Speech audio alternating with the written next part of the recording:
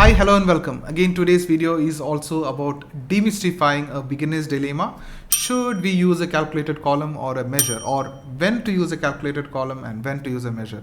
So let's break it down in this video and let's try to understand how it works and when to use one of them. Hi, my name is Vinayak Panchaman and welcome to Data Delimited. If you have not subscribed to the channel, please go ahead and subscribe to it. I will be posting 2 videos every week on Power BI and data analysis.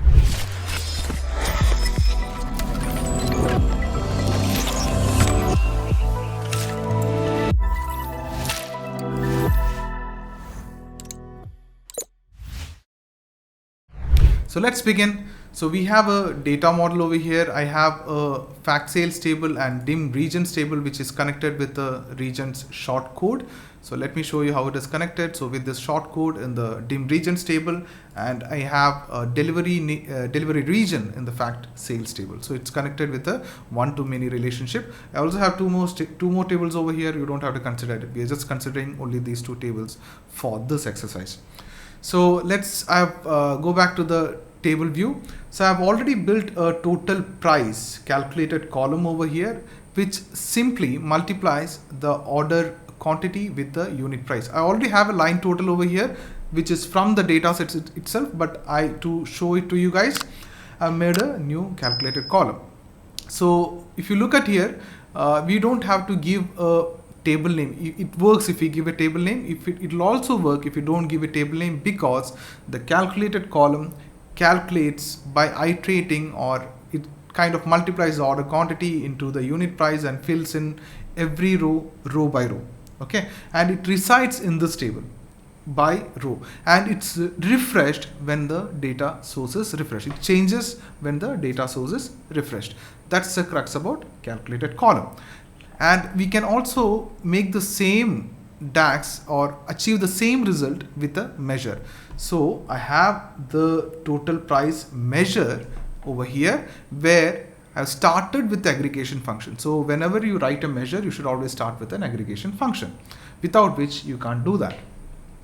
And it's a fact sales table. I'm multiplying the order quantity with the fact sales table unit price. Okay. So the second thing about a measure is it could reside anywhere. Since it's not going row by row and aggregating and filling in the table, it could reside anywhere. It's a single value which would work. If we put it in a visual, it will on the fly calculate and show the result. So that's the reason you can't see this total price measure as a column in a table. Okay, so when does it work? It will work when we aggregate it or put it with a visual. Let's see how it works. So let's go to the front end. So we have a card. This is a calculated column. This is a measure. So for example, if we select on a clustered column chart, so if I put the region in the x-axis and in the y-axis, let me put the calculated column. So this shows something like this. Okay, and let's also build the same thing with the measure. So I'm just copying and pasting it over here, and instead of the total calculated column, I'm gonna select the measure right now. So it both works. We can achieve the result with both the variants. So when should we use a calculated column? So the thumb rule is the first, or one of the scenario where we could use a calculated column is, let's come back to this one. And if we want to bring, for example, we have a delivery region over here, right? If I want to bring the region name, for example, the region name, the south, west, and all these regions to this table, wherein to the facts table, okay, then we can use a calculated column, which is not possible with a measure. So let's go ahead and try to do that. I'll just click on the new column over here. So let's write a measure to bring the region. So let's also name it as region, and we basically have to write a related function and table name and the column name. That's it. Close the parenthesis, hit enter. So now this function would bring the region from the dim regions table to this particular table. That's one of the scenario where you could use a calculated column. The second scenario is, for example, imagine that we did not have this particular short code in this regions table.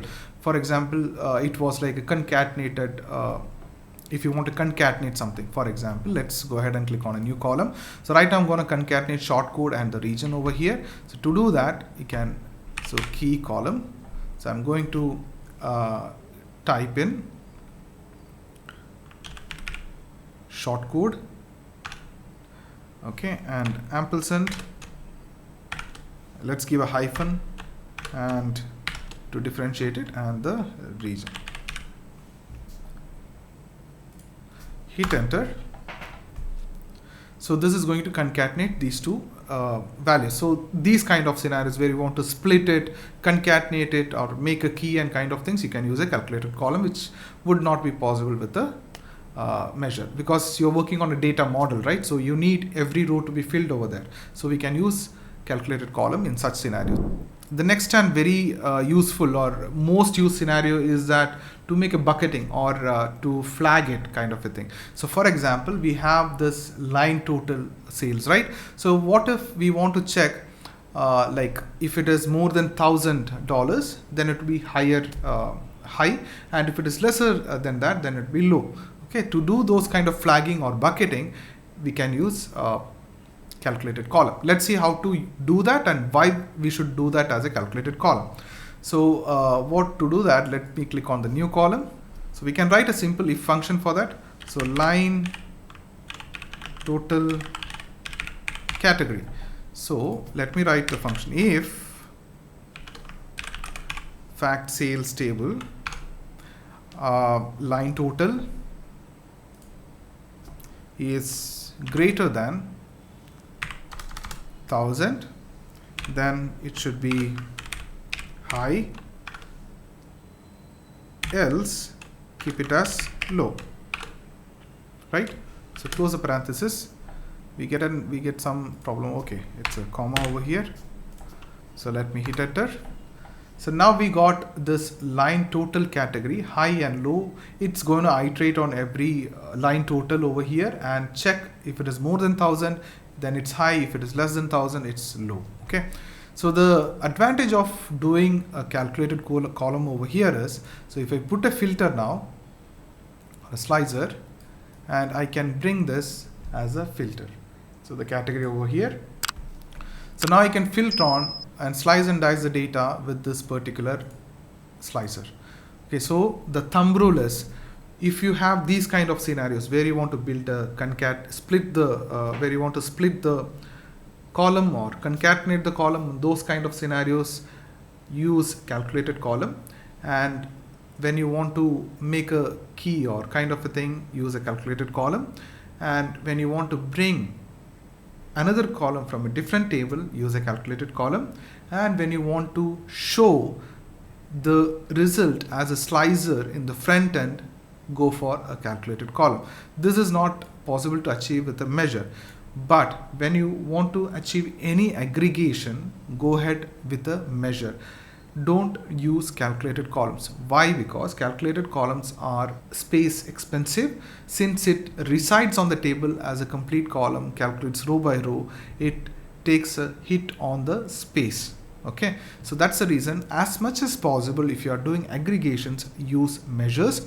If you're using bucketing or categorizing kind of things, use calculated column. To show you a simple thing, so what I've done over here is, so this Power BI training, this particular PBIX file, let's check the properties over here. This is showing 468 KB, and if you look at this one, this is showing 573 KB, which means what I've done over here is, in this Power BI training, I have put up a calculated column over here. So I have a calculated column for the total price, okay, and I have not added the measure over here, no visuals, nothing. The same way for Power BI training 2, I've added a visual over here as well as a measure to calculate the total price measure. So if you look here, we have, just because of one single measure, we have a difference in the size. So calculated column takes more space than a measure. So these kind of scenarios, use a measure as much as possible, not a calculated column. and use calculated columns for the scenarios what we have seen right now. If you like the video, please do subscribe. See you in the next one.